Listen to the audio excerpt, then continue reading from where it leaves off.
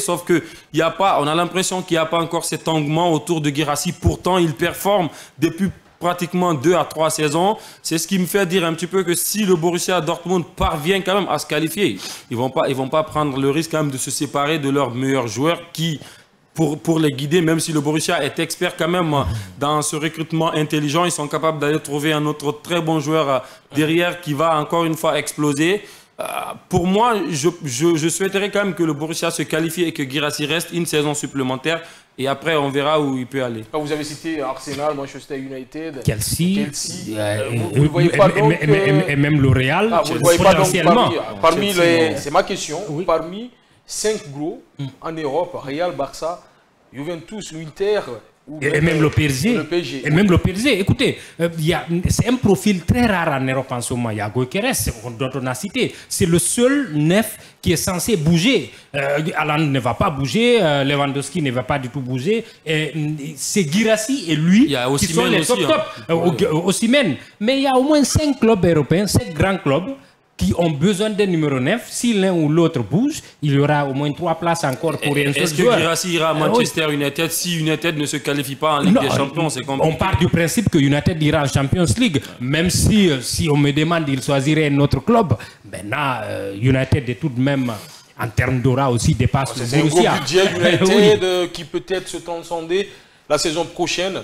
Avec des joueurs qui vont arriver tout de même. C'est aussi une destination de prédilection peut-être pour Guirassy. Non mais moi je le vois maintenant, je ne vois plus Serhou Guirassy se passer de la Ligue des Champions. C'est devenu sa compétition phare, même si c'est la toute première fois qu'il a inscrit pris au moins, voilà, qu'il brille comme ça. Mais ça serait pratiquement invraisemblable que de voir le meilleur buteur de cette campagne ne pas participer à la Ligue des Champions. Donc c'est ce qu'il a réussi, c'est 13 buts en 4 passes décisives.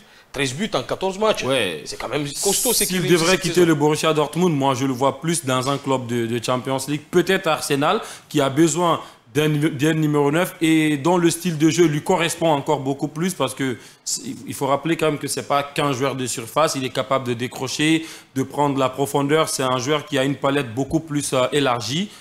À voir ce que ça va donner, mais moi j'insiste là-dessus, son avenir dépend de la qualification du Borussia Dortmund. Donc ça va se jouer après la Coupe du Monde des clubs, sûrement ça va bouger pour Serhou Guirassy. On espère qu'il va atterrir dans un club qui peut le permettre d'exploser plus que le Borussia Dortmund, même si il a été énorme, 19 buts. Cette saison, pour le moment, il reste encore 3 matchs. Allez-y.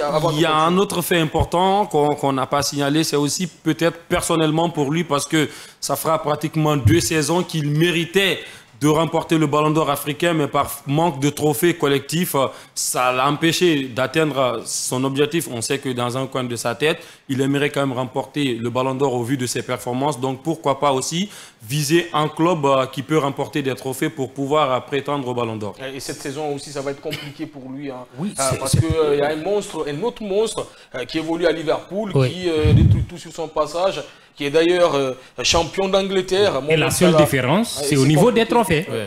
Si l'un se targue d'avoir été meilleur buteur du championnat anglais, l'autre se targue aujourd'hui d'être le meilleur buteur de la Champions League. Mais la différence, c'est que l'un a la Première Ligue et l'autre n'a pratiquement rien. Et l'autre est qualifié pour la CAN. Oui, l'autre pour la Coupe du Monde aussi. Donc, c'est pourquoi moi je me dis, quoi qu'il arrive, Guirassy devrait bouger. Le Borussia, c'est un club qui gagne une fois sur 10 ans. Il ne peut pas se permettre, c'est-à-dire il n'a pas 21, 22 ans, il a 28 ans, 29 ans. Donc il doit bouger, il doit pouvoir gagner des trophées. Les statistiques individuelles, il les empile, il est en train de prouver à la face du monde qu'il est l'un des meilleurs buteurs d'Europe et du monde. Mais pour concrétiser, c'est-à-dire pour donner tout cela une sorte de cadre, il faut qu'il soit dans un club qui gagne des trophées. Parce que ce n'est pas avec le Sili qu'il va gagner des trophées. Un titre de meilleur buteur de la Ligue des Champions, c'est tout de même pas un titre de champion d'Angleterre. Oui, pas du tout. En fait, les titres collectifs valident un peu les performances individuelles. C'est ce qui lui manque. La saison dernière, c'était ça. Cette saison aussi, ça sera la même chose. C'est pourquoi, pour moi, il doit tout faire pour qualifier le Borussia en Champions League. Et puis, pour la saison prochaine, opter pour un club qui est capable de gagner au moins une fois sur 2 une compétition. On peut dire qu'il a réussi sa saison. Non mais clairement, à titre individuel, sa saison est réussie, mais pour un joueur du calibre de Guirassy, il faut quand même récompenser ces genres de performances par des trophées collectifs. Malheureusement pour lui, on peut tout dire de sa performance en Ligue des Champions. On a vu toute la carrière d'Harry Kane, qui a été plusieurs fois meilleur buteur de la Première Ligue.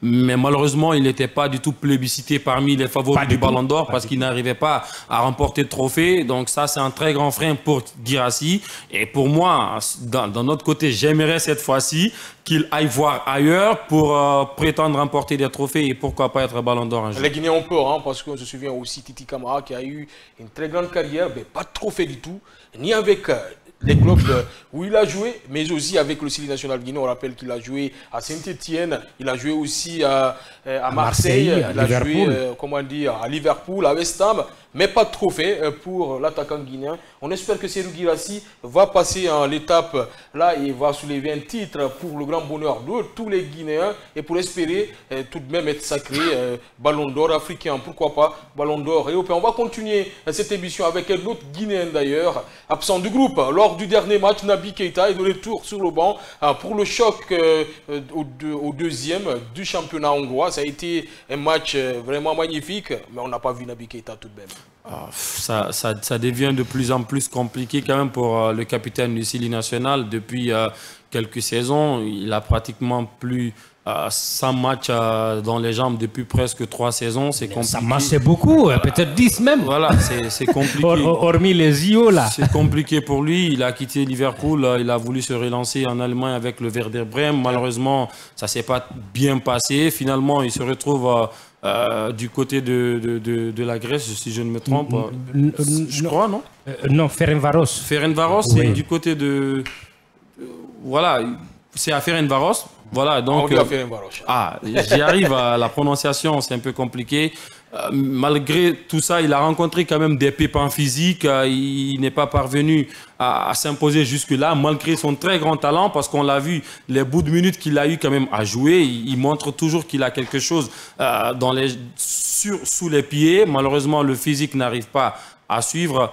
Je pense que pour lui, le mieux, c'est peut-être de rester patient, terminer la saison de la plus belle des manières, c'est-à-dire ne pas encore... avoir de blessures, pourquoi pas essayer de rebondir dans un autre club où il pourrait avoir beaucoup plus de temps de jeu. Il a le talent quand même pour faire quelques saisons. L'immense talent de Naby Keita. C'est sérieusement, je suis l'un des plus grands fervents défenseurs de Naby. Pour moi, s'il n'arrive pas à jouer dans un club comme Ferencváros, sérieusement, il doit quitter l'Europe. S'il a une offre en Arabie Saoudite, il doit partir. Lorsqu'il est revenu de blessure en début d'année, moi je m'attendais à ce qu'il enchaîne, mais il n'a pas fait 5 matchs. Il en a 3 ou 4 depuis le début de l'année. Donc c'est trop peu pour un joueur de sa trempe. Il se blesse trop.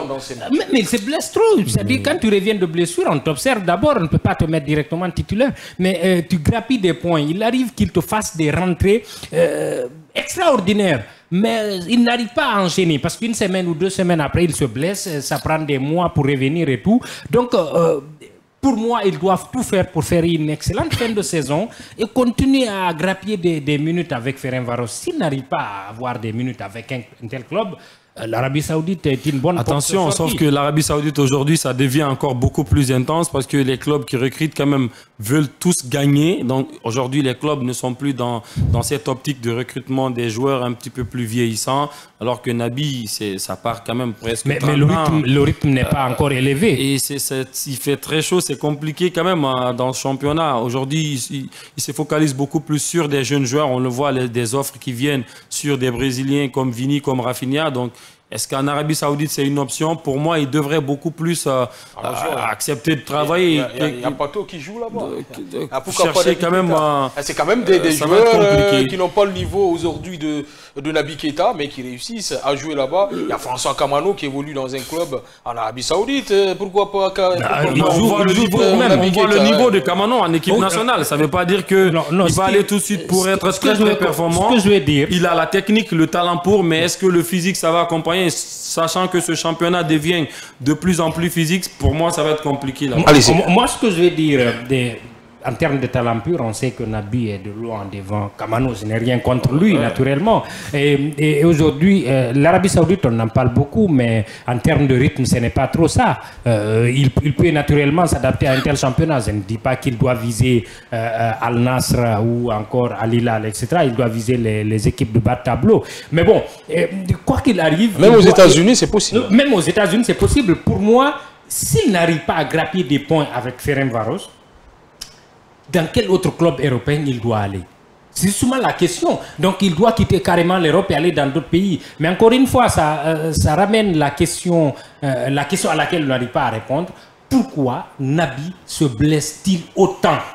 C'est-à-dire, il ne peut pas te faire une saison complète depuis 10 ans, depuis qu'il est venu à Liverpool, il ne peut pas te faire une saison sans se blesser. Il n'est pas plus maudit que tous les autres joueurs, il doit pouvoir enchaîner. Et ce n'est pas le talent qui manque, c'est sûrement quelque chose qu'il ne fait pas, qui devrait être fait, non convenablement, qui le met dans une situation. Qu'est-ce qu'il fait qui n'est pas convenable pour vous? Une carrière professionnelle, c'est beaucoup de sacrifices. Peut-être qu'il ne s'entraîne pas comme il faut, peut-être qu'il ne fait pas les exercices qu'il faut, peut-être qu'il ne se repose pas comme il se devait, peut-être qu'il ne mange pas ce qu'il doit manger en tant que footballeur professionnel. Il y a beaucoup de choses qu'ils doivent rentrer en compte pour un joueur professionnel. Peut-être qu'il ne respecte pas. Je me souviens, Samuel Eto'o à Ronaldinho, il le disait. Il y a des sacrifices à faire. Il faut s'entraider, il y a des sacrifices, quel que soit ton talent, quel que soit la magie. Ça se ressent. Ça va payer tôt ou tard. Et pour moi, depuis 10 ans, il ne le fait pas. La plupart des joueurs comme Naby Keïta, ça n'aime pas beaucoup les exercices physiques, hein, on l'a dit. Eto'o, il a parlé sur Ronaldinho, il a dit la même chose sur Eden Hazard. Donc, et on a vu ce que ça a donné sur Hazard à seulement 31 ans. Son corps n'arrivait plus à tenir. Pour moi, Naby Keïta, on l'a vu à Liverpool, on a vu Sadio Mané, pourtant il est plus jeune que Sadio normalement. Sur la question de l'âge, on en reviendra aussi. Voilà, donc Sadio, ça travaillait beaucoup, donc le physique n'arrive pas à tenir pour Naby. Donc je pense que s'il ne se sacrifie pas et qu'il travaille beaucoup plus, ça va être compliqué. Et voilà, moi je pense que c'est qu'a dit Jean, c'est un petit peu plus son hygiène de vie globalement qu'il devrait revoir l'entourage, parce qu'il faudrait aussi qu'il voie des médecins beaucoup plus compétents personnellement à la maison, qu'il ait par exemple des suivis, des kinés personnels, voilà, pour qu'il un puisse préparateur physique personnel. Il y a beaucoup d'aspects. Il a parlé de sacrifice, je pense que ça pose problème. En Espagne, est-ce que vous avez de l'espoir? Pour Naby Keïta, on va commencer par vous. Non, en tout cas, je souhaite qu'il revienne. Ça va être compliqué. Ça va être très très compliqué. Je suis un fan du joueur, j'aime beaucoup plus Naby. Et pour moi, quand il est en pleine possession de ses moyens et qu'il vienne en équipe nationale, ça donne toujours quelque chose, mais ça va être très très compliqué. Et une réponse diplomatique. On peut comprendre. Il ne veut pas se faire des ennemis, c'est normal. Non, l'espoir est mince. Moi, je misais beaucoup avec ce prêt à Ferencváros. Je m'attendais à ce qu'il fasse une saison exceptionnelle pour rebondir après. Là, je suis, après quelques mois, après 3 mois, je suis plutôt déçu. Donc, je ne m'attends pas à un changement. Il en est à 5 à 6 journées de la fin du championnat. Je ne m'attends pas à ce qu'il fasse des miracles maintenant. Maintenant, la suite, ça sera quoi? Revenir au Verder, ce que je doute énormément. Je pense que c'est terminé. Là, il doit réfléchir à prendre, disons, une autre voie. Maintenant, quelle voie? Je ne vois pas je le vois pas rester en Europe avec ce niveau-là. Il faut expérimenter d'autres options. Surtout que Ferencváros, c'est un club quand même qui joue les premiers rôles dans son championnat. Donc, était 8e des finalistes de l'Europa. On attend quand même beaucoup plus à un joueur comme Naby Keïta de faire des performances. Il était venu justement pour ça. Voilà, pour faire progresser un petit peu le club. Et il a du mal à s'imposer. Donc, ça va être compliqué pour moi. Je ne sais pas où il peut rebondir quand même. Peut-être, pourquoi pas, retourner en Autriche où il a quand même commencé avec le RB Salzbourg. Il faut placer ça, si on veut de lui. Ouais. Peut-être là-bas. On ne revient pas sur... Non, mais dans un autre club en Autriche, c'est un championnat quand même de revenir avec son ex. C'est un championnat qu'il connaît, où il a été quand même plébiscité meilleur joueur une fois, donc peut-être qu'il pourrait rebondir là-bas. Il a commencé d'ailleurs à exploser. Effectivement. C'était le vrai Naby. Ouais. Moi, je ne l'ai pas revu. En tout cas, le vrai Naby, c'est jusqu'à Leipzig. Mais après cela... Ça va Ouais, plus les enchaîner. premières saisons à Liverpool, quand même, c'était pas mal. Là. Oui. Pas de saison complète, Pour on est moi, d'accord. son déclin, ça a commencé lors de cette fameuse blessure face au Barça, où il a eu un choc avec Frenkie de Jong. Depuis là, on n'a plus retrouvé le Nabi qui est enchaîné maintenant. Et c'est ça qui a précipité en vers les enfers. On peut le dire comme ça, parce que depuis cette blessure, on ne l'a pas du tout retrouvé avec Liverpool. Il n'a plus été régulier. Il a gratté quelques matchs, mais on n'a pas revu le Naby Keita qu'on connaissait avec Leipzig en Autriche aussi. Alors, on va marquer une courte pause pour nous permettre de passer la publicité. On revient derrière pour parler du Barça et bien sûr du Real Madrid et de la Ligue des Champions. Restez avec nous, à tout de suite.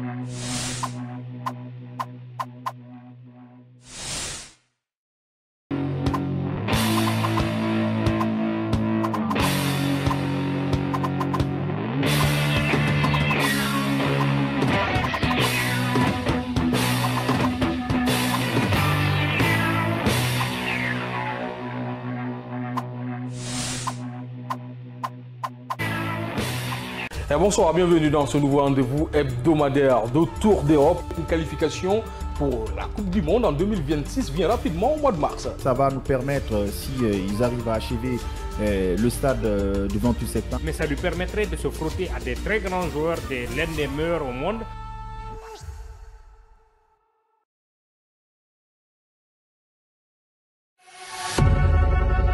Vous pouvez désormais suivre l'ensemble de nos programmes via notre application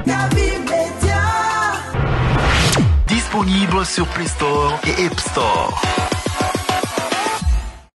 L'information est le meilleur carburant pour faire fonctionner les machines pour un développement durable. La photographie de l'actualité, c'est aussi sur siaminfo.com, notre plateforme dynamique.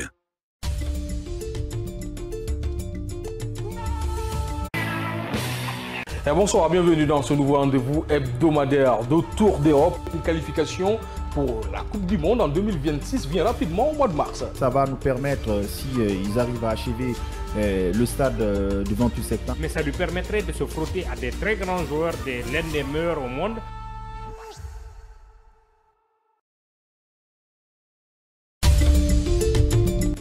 Ravi de vous retrouver dans cette édition d'information. Pour commencer, en Guinée, près de 1000 personnes se donnent la mort par an liées à la santé mentale. Les causes de cette maladie sont liées à beaucoup de facteurs dans la vie de l'homme et peuvent avoir des conséquences fâcheuses pour ceux qui en souffrent.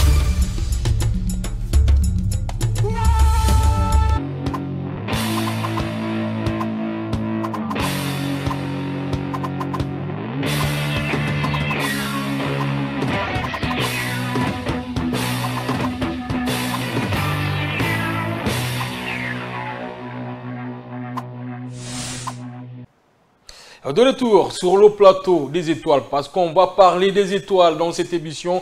À la fin de la deuxième partie de cette émission, la Ligue des Champions, c'est le trophée des étoiles, bien sûr. Mais avant, on va faire un petit détour en Espagne, où le Barça a dû sortir l'artillerie lourde pour éviter la défaite samedi sur la pelouse de Valladolid à 4 journées de la fin du championnat et à 3 jours du match retour de Ligue des Champions contre Inter Milan. Les Catalans se sont rapprochés du titre national en dominant les locaux dans la douleur. Jean, le film du match est avec vous, hein, parce que vous l'avez regardé du début jusqu'à la fin. Oui, c'était au début, le Barça s'attendait à une promenade de santé dans un stade où le club est d'ores et déjà relégué en deuxième division. Mais là... sans Lamine Yamal, sans Rafinha ou encore Frenkie de Jong, en remplaçant ni Robert Lewandowski ou Jules Koundé, blessé. Oui, 9 changements sur le 11 de départ, pratiquement. Donc, mais là...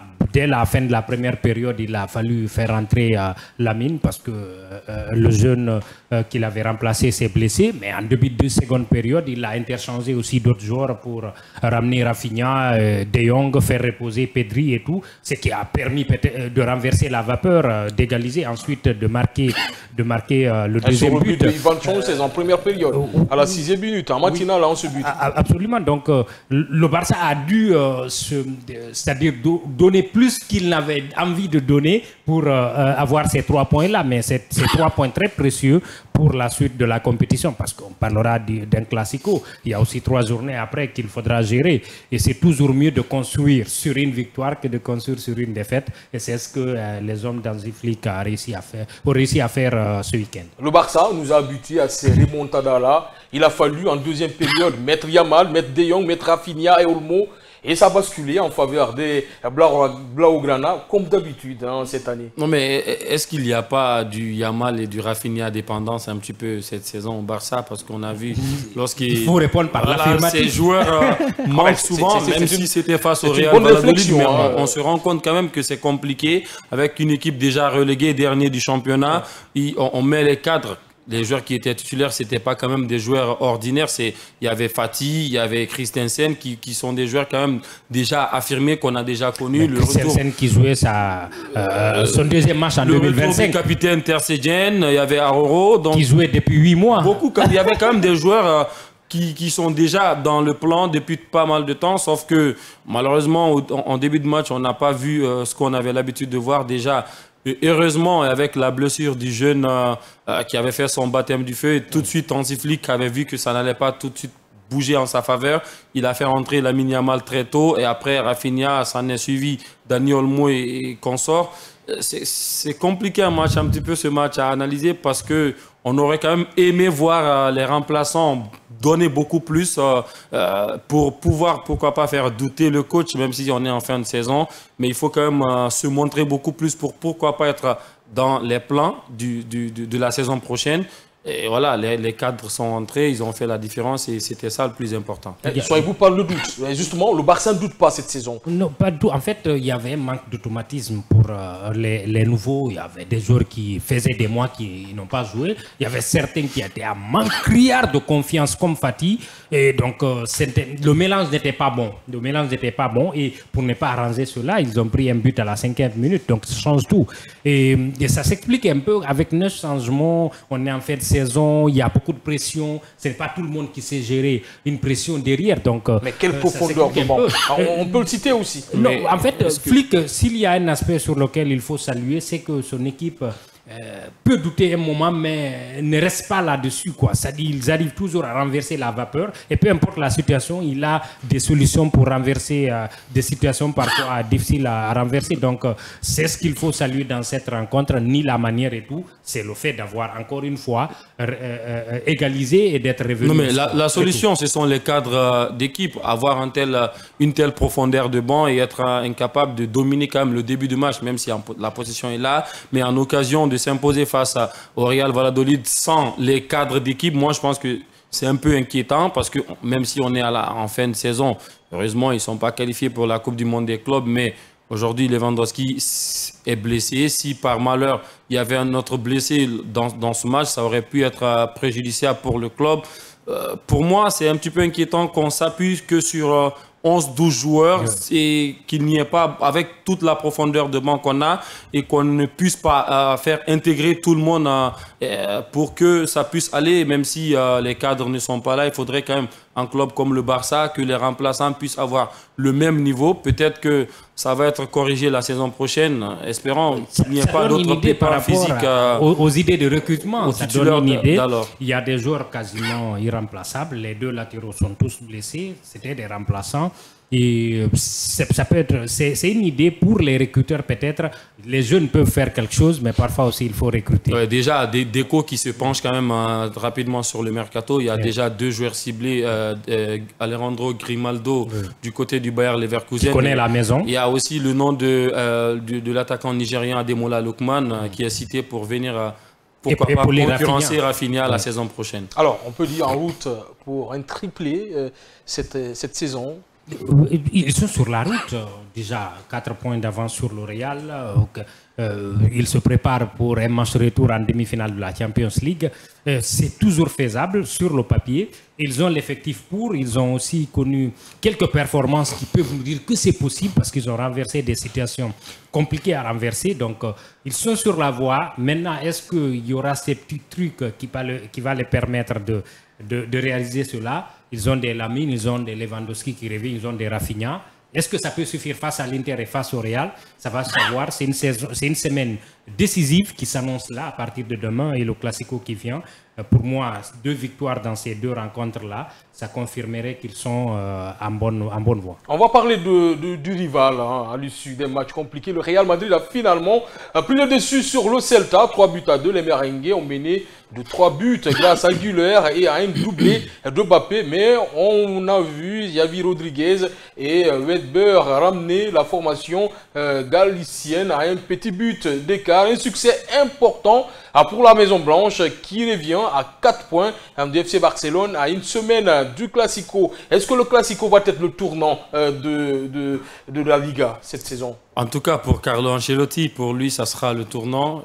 Il espère s'imposer dans ce Classico pour pourquoi pas faire douter le Barça, même si ça s'annonce déjà très très compliqué. Mais ils ont des joueurs pour. Ça reste un très grand club. Le Real Madrid peut se réveiller à tout moment. Maintenant, l'autre facteur, c'est que le Barça aura quand même joué des très grands matchs ces dernières semaines. Donc peut-être qu'ils peuvent profiter de la fatigue pour, pourquoi pas, s'imposer. Mais ça va être compliqué avec toutes les absences qu'il y a de ce côté. Moi, ce qui m'a un peu surpris lors de ce match face au Celta, c'est que le coach, le Real menait déjà 3-0, même s'il y a eu en fait des jeux marquants, qui va être relégué parce que le premier but du Celta, c'était... Il n'y avait pas du tout corner, c'est qui a amené but, mais c'est le fait d'avoir changé la défense. Raúl Asensio qui est remplacé par Jacobo Ramón, alors que pour moi, Aurélien Tchouaméni était sur le coup d'une suspension s'il prenait carton jaune. Donc, on n'a pas compris totalement les changements et le Real s'est fait très peur. Et des matchs comme ça, c'est pour engranger plus de confiance pour affronter le Barça. Alors, est-ce que c'est faisable pour le Real rapidement? Écoutez, ils sont sur la voie. L'objectif, c'est de faire douter le Barça, même s'ils ne seront pas championnats. L'objectif, c'est cela. Mais ce match-là a démontré que le Real continue à avoir les failles, les doutes qu'on avait sur la défense continuent à persister. On note qu'il n'y a pratiquement pas de défenseurs de métier, mais une défense, c'est un système. Et ce système ne fonctionne pas. Les 2 ou les 3 de devant ne courent pas pour l'équipe, ils ne courent que pour eux. Ça peut marcher face à des équipes de milieu de tableau ou de bas de tableau, mais ce n'est pas évident que ça puisse marcher face à des équipes comme le Barça et d'autres. Maintenant, sur une rencontre, tout est possible. Le Classico, la forme du moment ne compte pas. Il suffit de jouer avec le cœur et ça va passer. Abdoulaye Soko qui dit que Rafinha, Yamal et Pedri sont les poumons du FC Barcelone. On va continuer cette émission parce qu'on n'a plus de temps. On n'a que 2 minutes qui nous séparent de la fin de cette émission. On va parler Ligue des Champions maintenant. La coupe aux grandes oreilles. Il y en a un match demain, monsieur. Un match décisif pour le Barça. Et qui va jouer face à l'Inter, à Giuseppe Meazza, San Siro. Okay, pour vous, quel sera l'issue de ce match? Un pronostic, rapidement. Compliqué, hein, mais enfin... Je te regarde, je te fixe comme ça. Je vois quand même l'Inter passer parce que pour moi, le Barça que j'ai vu au match aller, la défense était très inquiétante. S'il tombe sur une équipe d'Inter en confiance à domicile, ça va être très compliqué. Allez-y. C'est tout à fait le contraire. Pour moi, je ne m'attendais pas à un Barça qui puisse mettre 3 buts à l'Inter. Pour moi, ils ont compris que c'est possible de mettre des buts, donc ils vont gagner. Il y aura un PSG Arsenal mercredi. Pronostic rapidement avant de refermer. Rapidement. Je vois quand même le PSG passer pour la finale après la victoire au match. Allez-y. Très équilibré, je vois les Gunners. Merci d'avoir été avec nous. Merci Hassan, et le plaisir était pour moi. On vous retrouve demain à partir de 8h dans l'émission World Sport. Merci. C'était très rapide, merci. C'était une belle émission aussi. Je dis merci à l'ensemble de la régie, la technique, au réalisateur Michel Ouamono, sans oublier le patron de la production. Son nom Vaba. Pas Vaba. Ça nous a tous échappé. Vaba, c'est le patron Monsieur de la Dramé. technique. C'est M. Dramé qui est le patron de la production. C'est Oui. juste pour te créer des problèmes avec lui.